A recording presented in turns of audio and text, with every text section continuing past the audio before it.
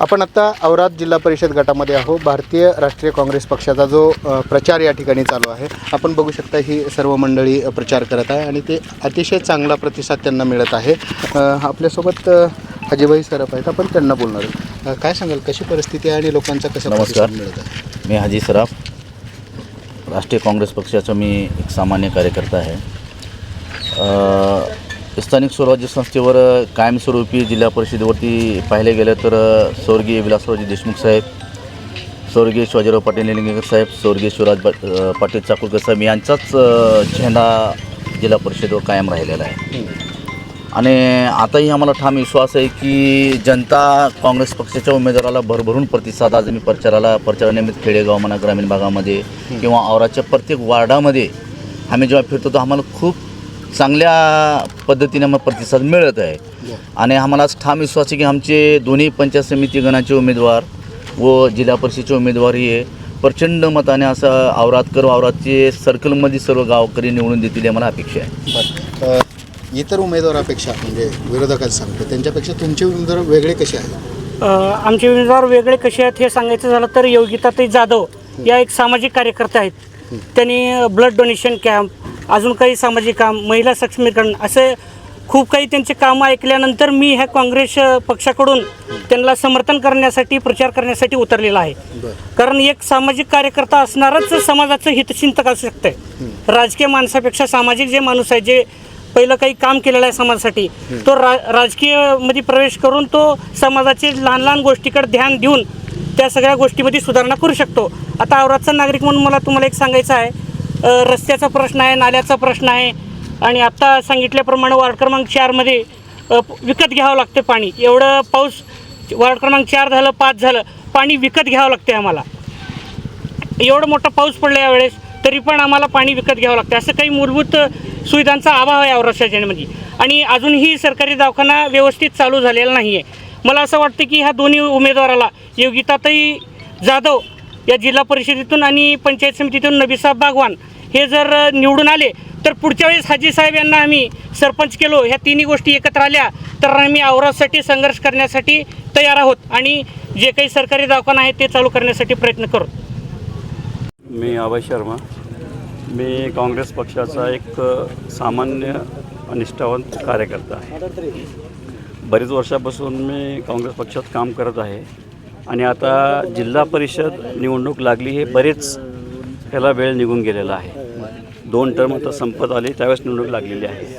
आता आमच्या जिल्हा परिषद गटाच्या जे मॅडम आहेत ह्यांच्याबद्दल एक बोलायचा प्रश्न असा आहे की एक सामान्य घरातली जे लोकांच्या अडचणी जाणून घेणारी, हे कुठून असं डायरेक्ट म्हणजे वरून आलेले असं कुठून नाही आहेत, ह्यांनी फक्त सामान्याच्या प्रश्नावरती ह्यांनी घेऊन उतरलेलं आहे। तर प्रत्येक वार्डात आम्ही सोबत फिरत आहोत, करत आहोत। ह्यांनी सगळ्यांना तोंड देतात। त्यांना काय वाटत आहे की महिला आली म्हणजे काँग्रेसची दोन्हीच कोणीतरी आली असं वाटायला लागले, पण त्याबद्दल ह्यांनी सगळ्यांचं प्रश्न विचारून ऐकून सगळ्यांना समाधान केलं आहे, असं नाही की कोणा टाळटाळ केली आहे। आणि त्याच्याबद्दल औरादकर ह्यांना 100% विजयी करणारच आहे। आणि आपण आत्ताच लाडकी बहिणीबद्दल बोललात, लाडकी बहीण काय यांच्या बापाच्या सरकारची नाही आहे, ही योजना शासनाची आहे। योजना शासनाने केलेली आहे। अजितदादा पवारने याला प्रतिसाद दिला होता, पण दुःखद त्यांचं निधन झालं।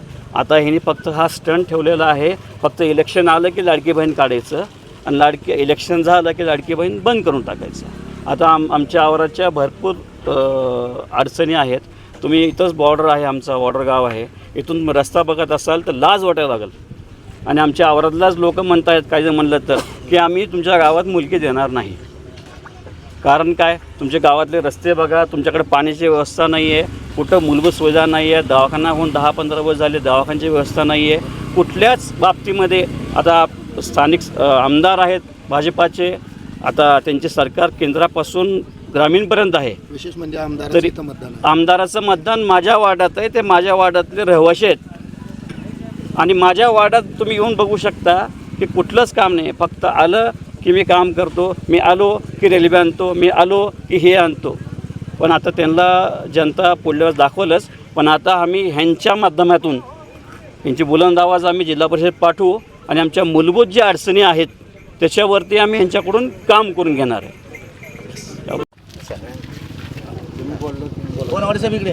होऊ घातलेल्या जिल्हा परिषद सार्वत्रिक निवडणुकीमध्ये माझ्या पत्नी योगिता उमाकांत जाधव यांना भारतीय राष्ट्रीय काँग्रेस पक्षाने अधिकृत उमेदवार म्हणून गट क्रमांक 55 औराद शहाजानी गणातून ही उमेदवारी जाहीर केलेली आहे।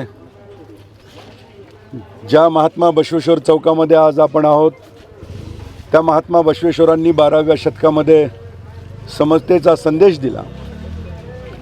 सर्व बहुजनांना घेऊन चालणारी ही विचारसरणी अगदी संत तुकारामापर्यंत हा समतेचा विचार रूढ करण्यामध्ये, सर्व जाती धर्मीयांना एकत्र घेऊन जाण्याचा हाच विचार भारतीय राष्ट्रीय काँग्रेस पक्षाने स्वातंत्र्यपूर्व काळात आणि स्वातंत्र्योत्तर काळातही पाळला आणि त्याच पक्षाच्या वतीनं ही उमेदवारी जाहीर करण्यात आलेली आहे। सर्व समाज बांधवांना एकत्र घेऊन औराद शहाजानी जिल्हा परिषद गणाचा विकास कसा साधता येईल याचा प्रयत्न माझ्या पत्नी योगिता उमाकांत जाधव करतील। त्यांना आपण सर्वांनी बहुमताने औराद शहाजानी गणातून विजय करावा अशी विनंती या प्रसंगी मी करतो। तसेच माझे बंधू नबी बागवान हे देखील औराद शहाजानी गणातून पंचायत समिती गटासाठी भारतीय राष्ट्रीय काँग्रेसचे अधिकृत उमेदवार आहेत। त्यांनाही आपण सर्व बंधू भगिनींनी बहुमतांनी विजयी करावं अशी विनंती आम्ही आपल्या सर्वांना करतो। धन्यवाद। सजनसा बागवान पंचायत समिती गटातून